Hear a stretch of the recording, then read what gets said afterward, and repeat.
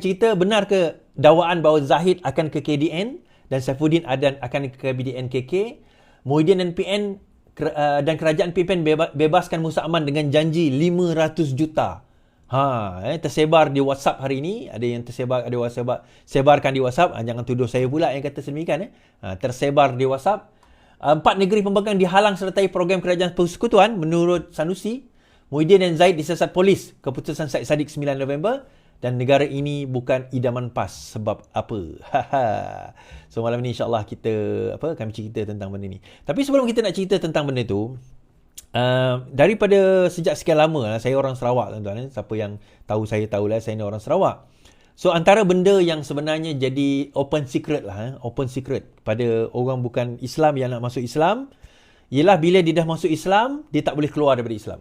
Lepas tu berlakulah pergaduhan, aku tak boleh keluar Islam, itu, ini, bom. Dia macam ni lah. In the first place, ini saya nak cerita kepada mereka yang nak masuk agama Islam.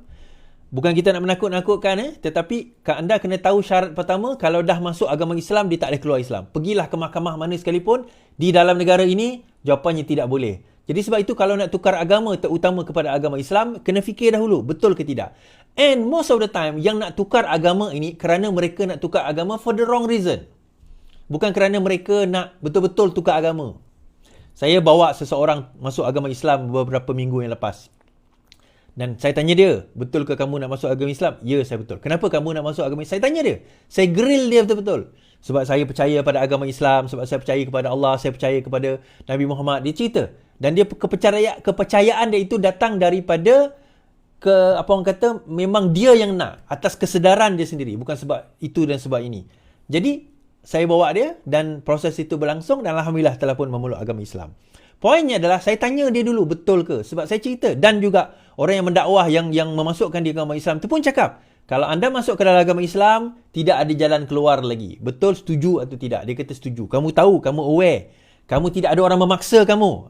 Sebab nanti dia tak nak nanti benda itu berlaku. Kenapa benda ni berlaku tuan-tuan? Kenapa commotion, gaduh, nak keluar dan sebagainya itu berlaku? Sebab the very reason orang nak masuk agama Islam tu sebab yang salah. Hadis pertama dalam hadis Imam Nawawi. Hadis pertama dalam hadis Imam Nawawi. Hadis 40 Imam Nawawi. Innamal a'malu binniyat. Setiap perbuatan itu adalah dengan niat. Hadis itu asalnya apabila hadis ni berbunyi macam ni. Sungguhnya setiap amal itu dengan niat. Barang siapa berhijrah kerana Allah dan Rasulnya, maka dia berhijrah kerana Allah dan Rasulnya. Dan barang siapa berhijrah kerana wanita yang ingin dikahwininya, maka hijrahnya adalah kerana itu. So dalam kisah tersebut ada seorang lelaki, dia nak berhijrah dengan Nabi SAW daripada Mekah ke Madinah. Dia nak berhijrah tu bukan sebab nak berhijrah, tapi sebab dia ada seorang perempuan yang disuka, so dia nak ikut perempuan tu. So dia nak berhijrah kerana itu. Jadi ada sahabat bertanya, sah ke tidak hijrah dia itu? Nabi tak mempersoalkan tentang niat dia, cuma Nabi beritahu bahawa penghijrahan, orang nak masuk Islam sebagainya kerana apa? Mesti kerana niat, keikhlasan dan ketulusan diri dia sendiri. Namun begitu, kalau tidak, dia jadi macam ni. Tunjuk. Wanita gagal keluar Islam selepas perkahwinan tak jadi. Mahkamah Sivil menolak permohonan seorang wanita di Sarawak untuk kembali menganuti agama Kristian setelah memeluk Islam untuk berkahwin dengan seorang lelaki Islam, tetapi perkahwinan mereka tidak menjadi. Peguam Iqbal Harith yang mewakili wanita berusia 26 tahun itu mengesahkan, Mahkamah Tinggi Kuala Lumpur hari ini menolak permohonannya untuk mendapatkan kebenaran untuk memulakan semakan kehakiman. Peguam itu berkata, Hakim Ahmad Kamal Muhammad Syahid memutuskan antara lain, Mahkamah Sibil tidak mempunyai bidang kuasa untuk mendengar isu yang melibatkan kes untuk murtad dan hanya Mahkamah Syariah yang mempunyai kuasa perkara seumpama itu. Okey. Yang ini saya maksudkan tadi. Niat kerana nak masuk agama Islam tu kerana apa? Ini saya seru kepada semua rakyat Malaysia yang bukan beragama Islam lah. Kalau anda betul-betul nak nak memeluk agama Islam kerana perkahwinan tu tak ada masalah. Tapi anda kena faham kenapa nak masuk agama Islam tu in the first place. Ini tugas dan tanggungjawab saya. Otherwise jangan. Otherwise jangan. Jangan ambil keputusan aku masuk agama ini kerana aku suka lelaki ini. Tuan-tuan, adik-adik, wahai wanita atau lelaki, dua-dua lah, lelaki masuk Islam, wanita masuk Islam, sama je.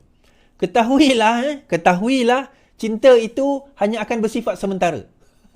Dengan manusia ni bersifat sementara. Indahnya sementara, tuan-tuan. Indahnya sementara. Yang itu akan kekal selama-lamanya. Bukan setakat dia akan efek kita, dia akan efek keturunan kita.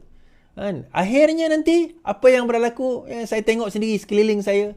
Dia agamanya Islam, tapi akhirnya dia tidak mengamalkan amalan Islam, dia tidak percaya kepada kepercayaan Islam, yang Islam hanya pada teks dia saja, pada IC dia saja, pada surat dia saja.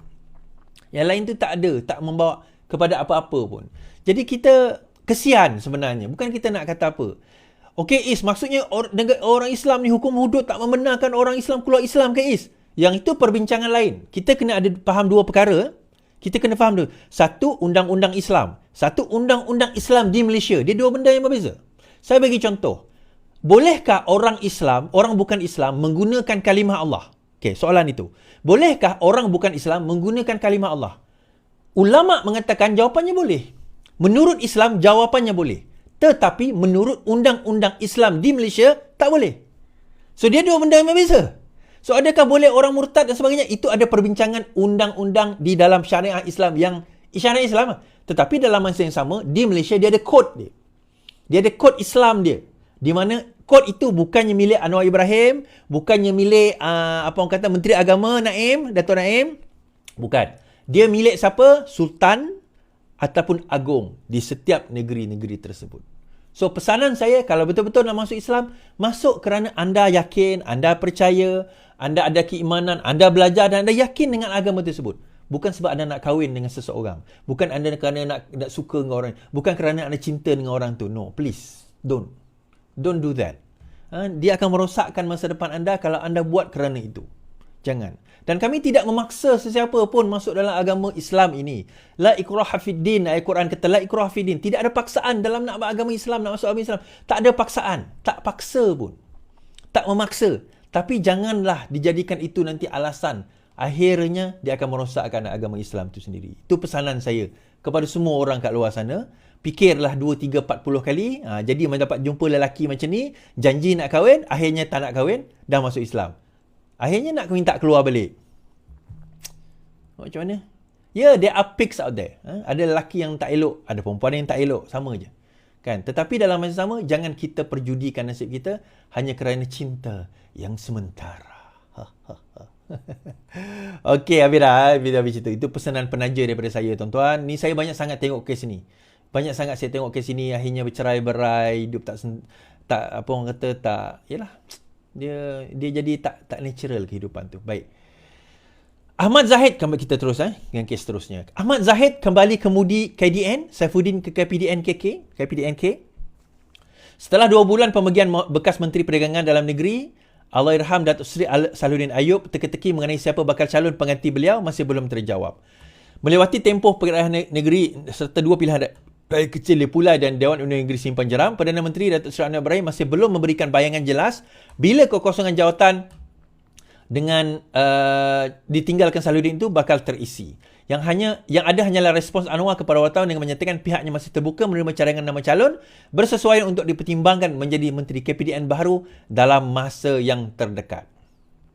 Now, dia tak nyatakan dalam berita tu yang mengatakan tetapi tersebar. Ada yang kata, benar ke Zahid akan letak di bawah KDN dan digantikan Saifuddin Nasution pergi kepada KPDNK? Wallahualam, saya tak berani nak komen tentang perkara tersebut. Itu bukan bidang tugas saya. Ada juga mengatakan Adli akan dilantik menjadi Menteri KPDNK menggantikan arwah Salahuddin lah. Arwah Salahuddin. Itu terpulang kepada Perdana Menteri. Tetapi yang saya boleh nyatakan, kedudukan ataupun jawatan menteri itu adalah untuk kuota amanah, parti amanah. Jadi saya rasa untuk Zahid Hamidi dapat jawatan itu KDN, kemudian PKR dapat jawatan KPDN tu agak sukar lah kita kata kat situ. Baik, saya kata saya rasa kekalkan. Dan ada urut-urut yang mengatakan bahawa ini benar ke bahawa akan ada akan ada rombakan kabinet sekali lagi. Saya tak kata benar, saya kata tak benar. Tetapi of course akan ada berlaku lah kerana nak kena lantik kabinet yang baru kan. So ada tak berkemungkinan berkemungkinan Pulai iaitu yang baru menang hari itu, YB yang baru menang hari itu dilantik KPDNK. Ada kemungkinan, kita tak menafikan semua itu. Itu semua adalah kemungkinan-kemungkinan dan kita kena tunggu bagaimana perkara itu balik dan sebagainya kan. So benda ini yang kita kena tunggu nanti. Tapi bagi saya kata jawatan itu kuotanya sekarang ini diserahkan kepada Parti Amanah dan most likely tidak akan diserahkan kepada orang lain. Melainkan akan ada berlaku, kalau ada berlaku reshuffle kabinet di dalam negara kita. Itu antara benda lah. Baik. Terbaru baru-baru ini 2-3 hari lepas kot ya Allah. 2-3 hari lepas ada pertikaian. Itu dinamakan pertikaian nasional, geng-geng pertikaian ni. Si Syahidan Kasim mempersoalkan. Dia kata, bukankah masa angkat sumpah pulai dia kata, bukankah sebelum ini ada perkataan wallahi wabillahi watallahi diucapkan sebelum angkat sumpah? Dia kata, bukankah ada pernyataan tersebut sebelum angkat sumpah? Kenapa tak ada dah sekarang ini? Kemudian speaker kata dalam peraturan mesyuarat memang tak ada. Oh, kenapa negara ni dah tukar? Dah bila masa tukar? Dia membuktikan. Kemudian ada caption dekat situ, dekat TikTok ada caption, dia kata, oh, negara PNBH sementara sejak mereka berkuasa sudah pun menjadi sekular kerana mengeluar sekular. Bangang orang yang tak tahu bercakap tentang sekular tapi tak tahu langsung apa maksud sekular. Itu bukan sekular lah, bye. Ngang, bye ngang, aku boleh panggil macam itulah. Itu bukan sekular, bukan contoh sekular pun. Baik. Dijawab oleh Fahmi Fazil. Dia kata dalam TikTok beliau juga, dia jawab dan saya reply lah. Saya stitchkan video tersebut dalam TikTok, boleh tengok dalam TikTok saya. Saya kata, yang pertama, tidak ada dalam sejarah pun. Tidak ada dalam sejarah pun angkat sumpah sebagai ahli parlimen kena baca wallahu wa billahi wa tallahi. Tak ada. Dan Fahmi Fazil letakkan video Muhyiddin Yassin angkat sumpah, tak ada. Video video Muhyiddin Yassin, video Hadi Awang angkat sumpah, tak ada. Dan akhirnya dia letak video Arau sendiri angkat sumpah, tak ada perkataan wallahi wa billahi wa tallahi tu. Yang ada bahawasanya saya bersumpah sekian. Bersumpah itu ada. Tetapi perkataan wallahi wa billahi wa tallahi itu tak ada. Tak ada disebut. Kemudian saya persoalkan. Sebelum saya persoalkan, kita baca berita. Okay. Dari Penggan dulu, MP tak lapas wallahi wa billahi wa tallahi. Menteri Komunikasi Digital menjelaskan bahawa kalimah wallahi wa billahi wa tallahi sememangnya tidak dilafazkan ketika majlis angkat sumpah ahli parlimen. Bukan saja penggal ini, penggal-penggal yang lepas pun tak ada. Menerusi video ni naik, Fahmi berkata ni Pertuan Rakyat Tan Sri Johari Abdul juga memberikan jawapan perkara itu tidak ada dalam peraturan mesyuarat. Ia turut membabikan angkat sumpah oleh Syahidan dan Timbalan Menteri Datuk Seri Ahmad Zahid Hamidi pada tahun lepas. Ahli Parlimen Bagoh Muhyiddin Yassin, Ahli Parlimen Marang Abdul Hadi dan terbaru Ahli Parlimen Kulai Syuhaizan Kayat pada Selasa lepas. Jelas tidak ada ungkapan wallahi wa billahi wa tallahi dalam majlis angkat sumpah ahli-ahli parlimen. Bukan hanya dalam penggal ini, penggal-penggal sebelum ini pun tak ada. Datuk Seri Haidan hentilah cuba membuat provokasi dalam parlimen dengan kenyataan-kenyataan balas ataupun kenyataan yang tidak berfakta. Sekarang saya pelik dengan dia orang. Saya tak tahu sama ada dia intention ke tak intention ke. Takkanlah dia bukan kali pertama jadi ahli parlimen ni, tuan-tuan. Dia bukan kali pertama jadi ahli parlimen ni. Dia dah banyak tahun dah dia jadi ahli parlimen. Takkan dia tak ingat dia angkat sumpah tu bagaimana? Itu yang pertama. Kedua, kenapa guna dalam peraturan mesyuarat itu perkataan bersumpah? Kenapa saya bersumpah? Bukannya wallahu ya billahi wa tallahi saya akan kenapa tak guna perkataan itu? Jawapannya mudah saja. Ahli parlimen ni terdiri daripada pelbagai agama. Kalau ada perkataan wallahi wa billahi wa tallahi yang bukan Islam, bagaimana? Itu je jawapan dia. Itu sebab dia. Bersumpah ini tak perlu sebut wallahi wa billahi wa tallahi. Saya bersumpah. Cukup sumpah itu pun dah dikira valid dah dalam Islam. Dan perkataan bersumpah ni bukan setakat dalam Islam. I solemnly swear, dalam agama Hindu pun ada, agama Kristian pun ada, agama Buddha pun ada. Dalam agama-agama lain semua ada. Perkataan saya bersumpah ini. Jadi lebih afdal sebenarnya nak keluarkan perkataan bersumpah. But that's not the point. Poinnya dekat sini, tuan-tuan, mereka nak cuba nak memainkan sentimen agama. Sebab itu malam tadi saya kata, kalau sekiranya dia tak ada sentimen bangsa dan agama, dia tak tahu nak main apa dah, tuan-tuan. Dia orang tak tahu nak main apa dah. Sentimen apa dia orang nak main sekarang ni? Dia orang tak tahu dah. Apa benda ni nak kenakan PMX tak tahu. Dahlah dia main jalan juga benda ni. Yang dia sendiri tahu benda tu akan pelangkung kepala diri dia sendiri. Dia sendiri angkat sumpah tak sebut pun wallahi tu. Tahun lepas, tahun sebelumnya. Tak ada pun. Tapi kenapa dia sebut juga? Sebab dia nak guna perkataan sekular. So orang-orang, walaun yang bodoh dan bangang yang pergi share benda tu. Tengok. Sekular kerajaan ni nampak sangat dia buang perkataan wallahi. Ini syiar Islam dibuang. Itulah. Kadang-kadang kita nak betulkan orang yang bodoh ni memang payah lah, tuan-tuan. Tapi yalah, kita ni kerja kita bukannya untuk orang bodoh macam tu. Kerja kita untuk nak menerangkan kepada rakyat. Itu yang paling penting sebenarnya. Habis kat situ.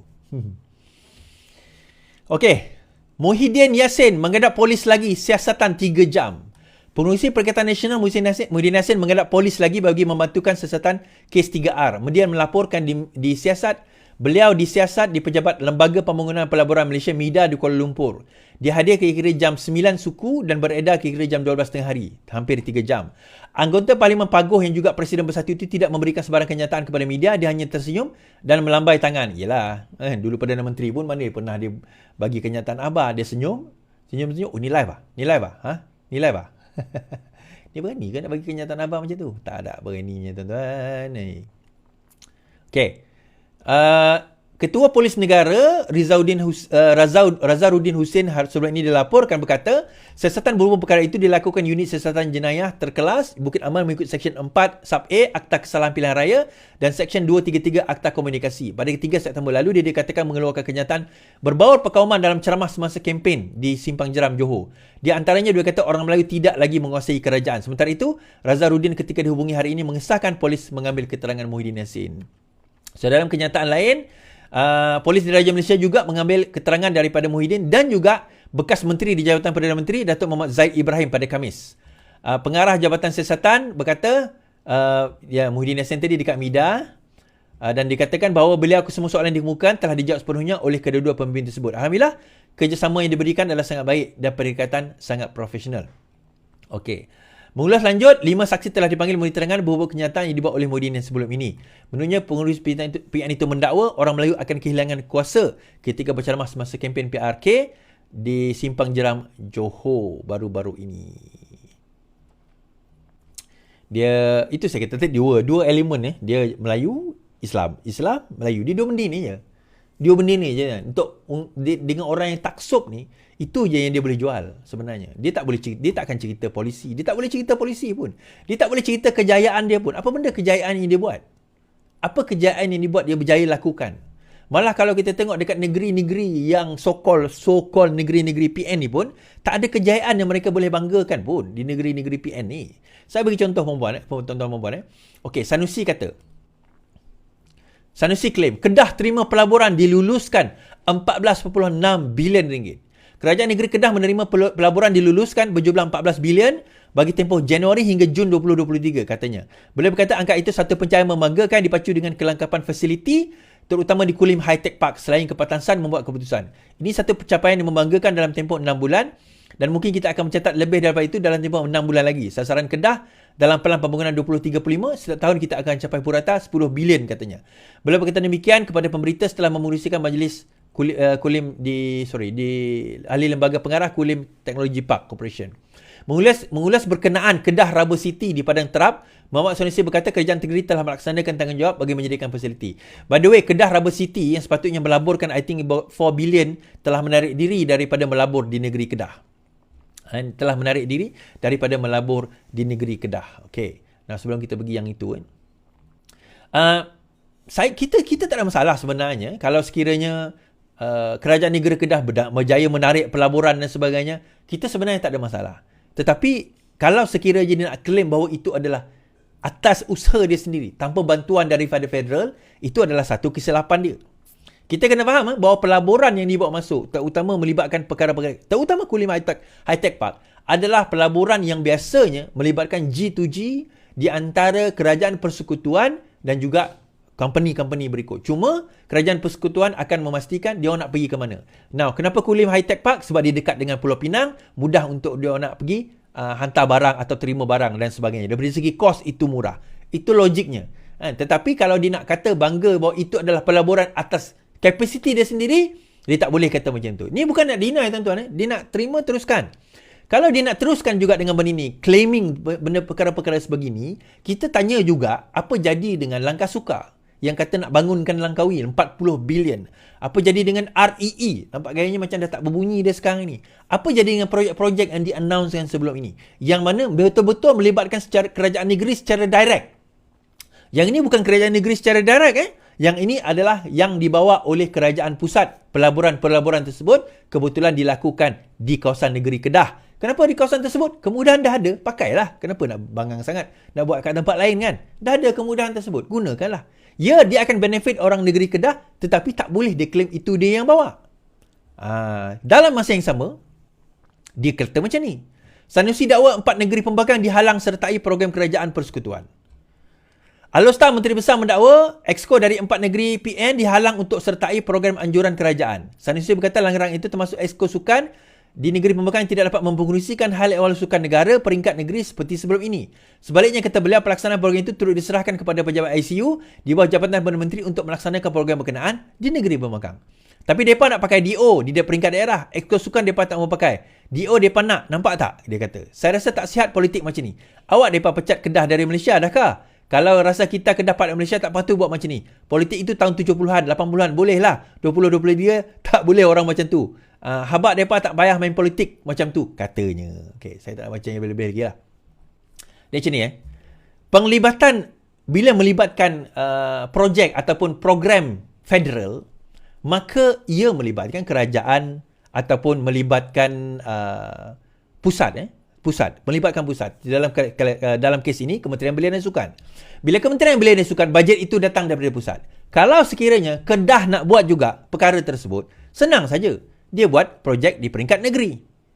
Yang itu, gunakanlah Exco negeri. Itu tujuan Exco negeri. Bila dia sebut tadi, Majlis Sukan Negara melibatkan projek yang melibatkan negara, itu melibatkan program negara dan juga DO kawasan tersebut. Kalau projek itu dilakukan Exco negeri, maka Exco negeri lah yang akan merasmikan. Nah, kenapa nak guna bajet federal tetapi negeri nak pergi claim? Kalau itu adalah projek, orang kata projek federal lah yang pergi claim. Kenapa negeri nak pergi claim? Apa negeri tak nak buat apa-apa ke? Negeri tak boleh buat, negeri tak ada bajet. Kena buat benda tu. Kita cerita tadi 14 bilion, 40 bilion, 4 trilion, 5 trilion, tetapi masih lagi nak harapkan bajet daripada federal. Nak buat sukan di negeri kamu sendiri. Sedih ni tuan-tuan. Sedih ni. Tak payah kita cerita banyak-banyak benda itulah. Kesian kita kat orang negeri Kedah dapat pemimpin macam ni. Masih lagi nak berharapkan kepada federal. Tapi kutuk federal bukan main kan? Habis. Baik. Saya nak bawa cerita Syed Saddiq malam ni sikit. Keputusan kes Syed Saddiq diketahui 9 November. Mahkamah Tinggi Kuala Lumpur menetapkan 9 November depan untuk memutuskan sama ada Syed Saddiq dilepaskan atau disabitkan atas 4 pertuduhan bersahabat, pecah amanah, salah guna harta dan pengubalan wang haram. Berdasarkan carian dalam sistem kehakiman hari ini, Hakim Azhar Abdul Hamid akan menyampaikan keputusan kes pembelaan itu pada 9 pagi, 9 November. 9 November ke apa Oktober, November. 9 hari Khamis. Oh, dekat mana Timbalan Pendakwa Raya mengesahkan tarikh itu pada Pada 14 Mac, pasukan pembelaan menutup kesnya setelah memanggil 4 saksi termasuk Syed Saddiq yang memberi keterangan membela diri selama 2 hari bermula 22 September. Pada 28 Oktober lepas, Syed Saddiq 30 diperintahkan membela diri atas 4 pertuduhan setelah pihak pendakwa berjaya membuktikan kes prima facie terhadap tertuduh di peringkat akhir. Pihak pendakwaan menutup kesnya pada 27 September 2022 setelah memanggil 30 saksi yang bermula dalam perbicaraan bermula 21 Mei. Antara saksinya adalah ibu bapa Syed Saddiq, Sharifah Mahani Syed Abdul Aziz dan Syed Abdul Rahman Abdullah Assagoff serta Rafiq Hakim yang merupakan bekas penolong bendahari Angkatan Bersatu Anak Muda Armada atau Bersatu. Syed Saddiq didakwa bersubahat dengan Rafiq yang diamanahkan dengan dana berjumlah 1 juta untuk melakukan pecah amanah dengan menyalahgunakan dana. Perbuatan itu dilakukan di CIMB Bank Berhad. Mengikut Seksyen 406 membawa hukuman maksimum 10 tahun penjara. Bekas Ketua Armada itu didakwa menyalahguna 120,000 daripada akaun Islamic Bank Berhad untuk diri sendiri dengan menyebabkan Rafiq melupuskan wang itu di Melayan Banking pada 21 April.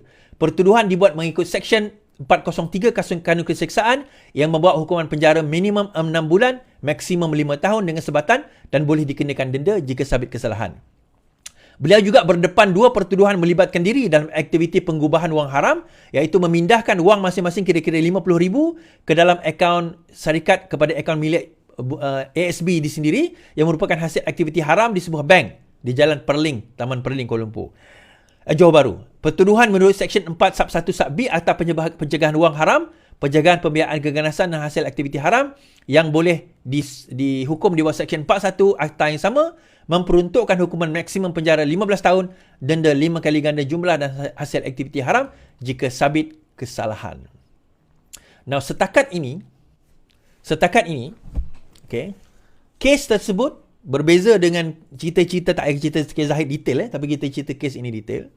Secara setakat ini, apa yang berlaku dalam kes tersebut adalah wang tersebut telah berjaya. Pertama, Rafiq itu sendiri. Should I tell the story? Saya cerita jelas sikit. Rafiq itu sendiri mengatakan dalam penghakiman bahawa dia diberikan dana sebanyak 250,000. Total dana 1 juta. Total dana yang dikeluarkan kepada akaun nombor 1 adalah 1 juta. Now, 1 juta itu dibagikan kepada beberapa portion. Antaranya 250,000 yang Rafiq dapat. So, Rafiq dikendaki melupuskan. Tetapi dia kantoi, tuan-tuan. Ada cerita dia lah. Saya tak nak cerita kat sini lah. Tunggu full judgment keluar nanti, saya baca. Tapi dia kantoi kat situ. Disebabkan kantoi itulah menyebabkan Syed Saddiq kena. Dan dikatakan sejumlah 50,000 telah dipindahkan daripada akaun itu masuk ke dalam ASB dia sendiri. Dan dia kata itu adalah derma dan sebagainya. I don't know apa dia punya defend lah. Tapi dia ada defend yang digunakan. Now, adakah beliau akan didapati bersalah atau tidak? 9 November nanti kita tentukanlah. Tapi kalau kita tengok daripada itu, jelas ada money trail. Money trail itu keluar daripada akaun bersatu, pergi kepada Rafiq sebagai saksi utama, dan dia telah masuk. Persoalan sekarang ini, adakah duit itu masuk ke dalam adakah duit ASB yang masuk ke dalam akaun ASB itu, adakah itu duit yang boleh dibuktikan datang daripada jumlah 1 juta tadi itu? Itu persoalan. So, kalau pendakwa raya berjaya membuktikan duit itu, 50,000 itu datang daripada 1 juta itu, maka dia boleh didapati bersalah di bawah pengubahan wang haram. Itu satu kaedah yang boleh digunakan. Now, yang itu adalah chain yang di mana kes Zahid 2022 tak berjaya dibuktikan oleh pendakwa. So, kita akan tengok nanti sama ada boleh dibuktikan atau tidak. Now, what happen kalau sekiranya dia didapati bersalah? Now, seseorang ahli parlimen akan gugur jawatan ahli parlimennya sekiranya dia didenda melebihi RM2,000, bermakna RM2,001, atau dia penjara lebih daripada setahun. 1 tahun ke atas, maka atau kedua-duanya sekali, maka jatuhlah dia sebagai ahli parlimen. So, katakanlah tiba-tiba dia didapati bersalah. Jatuh hukum.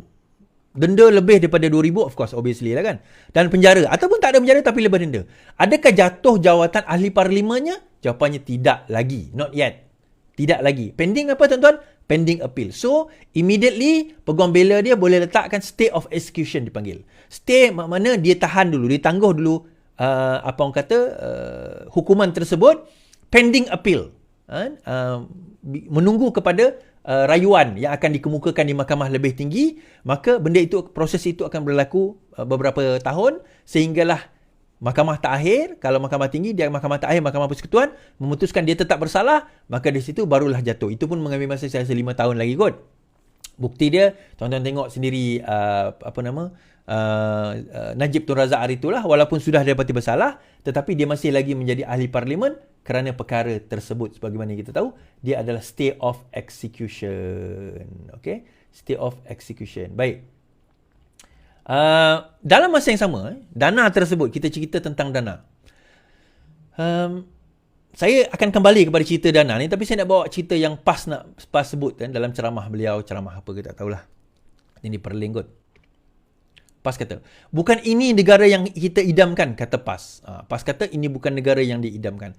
PAS menganggap apa yang berlaku pada kes Presiden UMNO Ahmad Zain Hamidi menunjukkan Malaysia ketika ini bukanlah negara yang kita idamkan. Naib Presiden PAS Idris Ahmad berkata, dalam tempoh 9 bulan sejak PRU, pelbagai langkah diambil parti kerajaan yang dianggap menyucikan PH dan UMNO. Apa yang berlaku?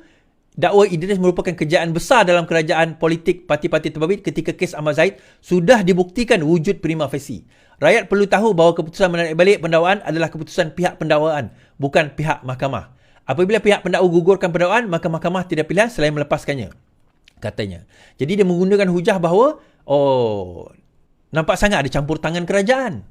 Kerana apa? Yang menggugurkan bukan mahkamah. Yang menggugurkan adalah hakim. Kan? Hakim yang menggugurkan. So, apa beza dengan kes Muhyiddin Yassin? Hakim juga yang menggugurkan. Atas bukan permintaan daripada peguam negara, tetapi peguam negara yang defektif. Baik. Itu contoh tu tak bagus saya kata. Mana ada? Kan? Negara ini bukan negara yang dipilih oleh PAS. Baik, kita tengok negara yang diperintah oleh PAS. Saya tunjukkan negara yang diperintah oleh PAS. Kalau tuan-tuan ingat, kes Musa Aman. Okay? Kes Musa Aman bebas 46 pertuduhan. Pada tahun 2020 Jun, Mahkamah Tinggi hari ini membebas dan melepas dan membebaskan bekas Ketua Menteri Sabah Tan Sri Musa Aman daripada semua 46 pertuduhan rasuah dan pengubalan wang haram berhubung kontrak konsesi balak.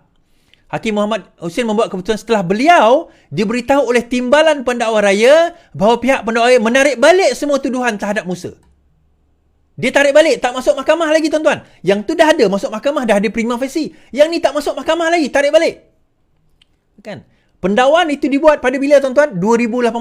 Musa Aman didakwa atas tuduhan rasuah di Mahkamah Session Kuala Lumpur hari ini pada 5 November 2018. Kemudian apa yang berlaku pada Jun 2020, terus Musa Aman dibebaskan. Pada tahun itu siapa yang memerintah? Pada tahun 2020 siapa yang memerintah? Siapakah Menteri Undang-Undang pada waktu itu tuan-tuan? Siapakah Menteri Undang-Undang pada waktu itu? Saya nak tanya. Menteri Undang-Undang pada waktu itu adalah orang yang bercakap tadi. Tuan-tuan tengok video saya yang tadi tu saya tunjuk gambar tu. Dialah Menteri Undang-Undangnya. Dia siapa Perdana Menteri? Muhyiddin Yassin. Pada Jun. Nah kita fikir, ada tak pendakwa raya? Kan? Ada tak pendakwa raya membuat sebarang penjelasan tentang pembebasan tersebut? Bila dia bebaskan, ada tak pendakwa raya menerangkan penjelasan tentang pendakwaan tersebut? Peguam negara perlu jelas penarikan balik kes Musa Aman. Pejabat Peguam negara perlu menjelaskan kes Musa Aman terhadap Tan Sri Musa Aman, katanya. Majlis Sosial Pakatan Harapan dalam satu kenyataan bersama, ia perlu kerana bakal mencerminkan wajah sebenar pentadbiran yang ada pada hari ini. Jawapan mudahnya, tak ada pun. Kerajaan PN tidak pernah menjelaskan kenapa kes Musa Aman 46 kes ditarik balik dan tak masuk dalam penghakiman pun tak masuk langsung. Tak masuk langsung tuan-tuan, tak ada. Kemudian bukan setakat dia tak masuk. Bukan setakat kurang-kurang tuan-tuan saya nak ceritalah. Kes Zahid Hamidi ni Peguam Negara rayu. Peguam Negara tak rayu. Kes Muhyiddin Yassin Peguam Negara rayu, cuba rayu. Tetapi kes ini Peguam Negara tak rayu tuan-tuan. Dalam kes Musa Aman, Jabatan Peguam Negara tidak rayu pembebasan Aman Julai 2020. Pembebasan Musa Aman tidak dirayu. Kan? Tidak dirayu pun. Jabatan Peguam Negara memutuskan untuk tidak membuat rayuan terhadap pembebasan sepenuhnya kes Musa Aman, Tan Sri Musa Aman yang diputuskan oleh mahkamah. Menteri Jabatan Perdana Menteri Datuk Taqiyuddin Hassan. Taqiyuddin Hassan tuan-tuan. Ni siapa Taqiyuddin Hassan ni? Tuan-tuan tengok sini. Ini siapa? Ini orang parti mana tuan-tuan? Taqiyuddin Hassan ni? Parti mana ni? Saya nak tanya tuan-tuan ni. Apa yang Menteri Taqiyuddin Hassan kata? Setelah meneliti dan mengkaji keseluruhan kes, Jabatan Peguam berpandangan pendakwaan adalah tidak wajar diteruskan. Pendakwaan adalah tidak wajar diteruskan. 46 kes. Now tuan-tuan, apa yang berlaku immediately selepas kejadian tersebut berlaku?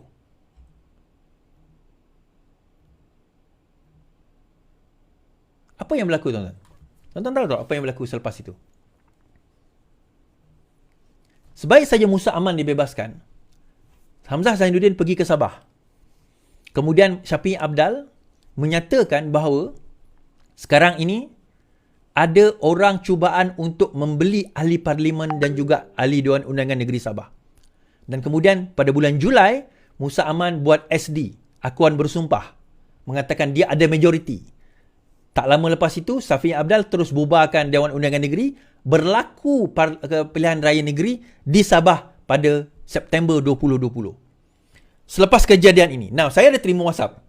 WhatsApp ni berlegar dekat apa orang kata, dekat media sosial di WhatsApp di ni. Saya bacalah. Saya tak kata benar, saya tak kata tidak, tapi tuan-tuan nilai sendiri. Okey. Apa maksud PMX Kerajaan Razi Jidin yang berbebaskan perasuah? Kisah bagaimana Muhyiddin dan Kerajaan Razi terima 500 juta dari Musa Aman. Jangan tuduh saya, ni saya baca daripada WhatsApp je. Pada November 2019, Musa Aman ditahan SPRM dan akhirnya pada 23 Mei Musa Aman didakwa dengan 35 pertuduhan berhubung penganugerahan kontrak konsesi balak negeri itu. Beliau akhirnya didakwa dengan 46 pertuduhan melibatkan salah guna kuasa dan rasuah seperti yang disebutkan di atas.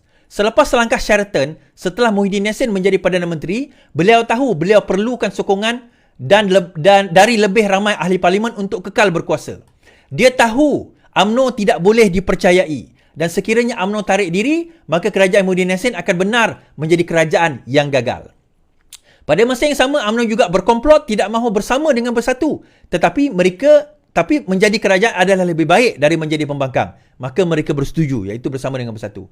Untuk itu, Muhyiddin Yassin perlukan sokongan di Sabah bagi meyakinkan semua di Sabah sama ada dari PH, BN, kerajaan dan pembangkang bagi menyokong Muhyiddin Yassin dan kerajaan pada ketika itu.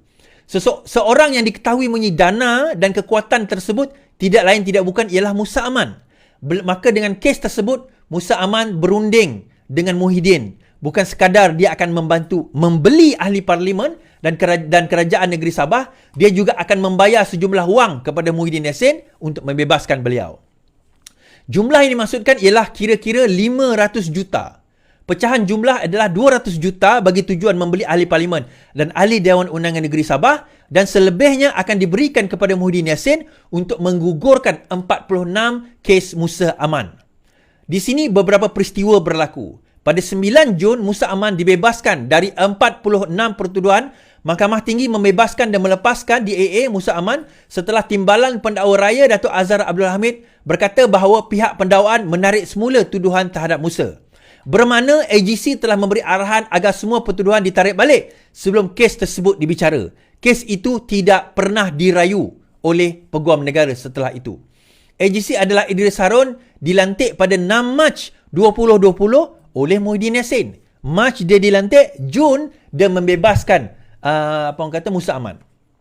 Setelah langkah pertama itu berlaku, maka berlaku langkah kedua, iaitu pengambil alihan Sabah. Sebulan selepas itu, iaitu pada 30 Julai 2020, Musa Aman mendapat 33 akun bersumpah menyatakan bahawa dia ada majoriti dan kerajaan Syafiee Apdal telah tumbang. Syafiee Apdal enggan tunduk kepada tersebut dan akhirnya mengumumkan pilihan raya Sabah pada September 2020. 300 juta tersebut diserahkan secara tunai kepada Hamzah Zainuddin yang pada ketika itu menaiki jet peribadi pada Jun 2020 pergi ke Sabah, kononnya ada pertemuan atas urusan rasmi. Ia berlaku beberapa hari selepas kes Musa Aman digugurkan. Hamzah ke Sabah bukan sekadar untuk melihat sendiri perkembangan pembelian tersebut, malah membawa wang tunai kembali kepada presidennya di Kuala Lumpur. Pada waktu itu Hamzah Zainuddin adalah Menteri KDN. Peristiwa membeli adun ini telah didedahkan oleh Syafiee Apdal yang menuduh kehadiran Hamzah ke Sabah pada Jun 2020 itu adalah untuk membeli ahli Dewan Undangan Negeri Sabah agar melompat. Tidak diketahui oleh Syafiee juga bahawa sejumlah 300 juta bertukar tangan dari Musa Aman kepada Hamzah kepada Muhyiddin Yassin. Sebab itulah bila PMX sebut bahawa Kerajaan Perikatan Nasional sewaktu mereka berkuasa, Razi Jidin terus marah dan koyak. Sebab itulah bila PMX sebut bahawa inilah kerja Kerajaan Perikatan Nasional sewaktu mereka berkuasa, Razi Jidin terus marah dan koyak. Mereka tahu rahsia mereka telah terbongkar. Sekarang anda tahu kenapa Razi Jidin koyak. Kerana dia juga mengetahui jumlah 300 juta dan peristiwa pembebasan Musa Aman tersebut. Kerana itu juga mereka berani menuduh PMX campur tangan dalam urusan kehakiman kerana mereka lah yang sebenarnya melakukan perkara tersebut. Okey.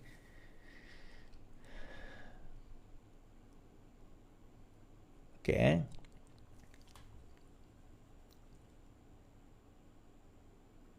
Ini adalah daripada Head Topics pada 1 Bulan 5 2021. Kita tengok berita ini. Hamzahkah yang naik jet peribadi beli wakil rakyat Sabah? Tanya Aziz Jaman. Antara pemimpin yang kerap turun ke Sabah menggunakan jet peribadi ketika itu tidak lain tidak bukan Hamzah Zainuddin katanya. Salinan URL umum tahu lawatan Hamzah ke Sabah tahun lalu 2020 yang saya cerita tu membawa kepada sidang media dan pengumuman pertama yang dibuat oleh dua wakil rakyat yang mengumumkan sokongan kepada Perikatan Nasional, kata Aziz Jaman. Bekas Timbalan Menteri Dalam Negeri Muhammad Aziz Zaman bertanya, adakah Hamzah Zainuddin yang dimasukkan oleh Abdul Hamid Bagor pergi ke Sabah dengan pesawat peribadi dan merasuah wakil rakyat untuk lompat parti? Baik, saya tambah lagi.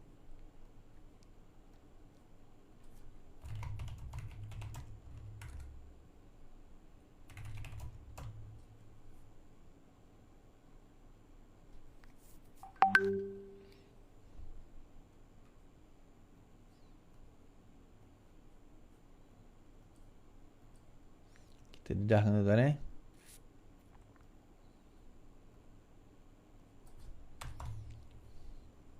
Okay. Ini jawapan Hamzah tentang perkara itu 2020 bila ada orang persoalkan.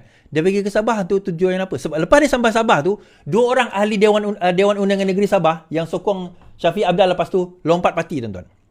Okay, kita baca. Slow lah pula.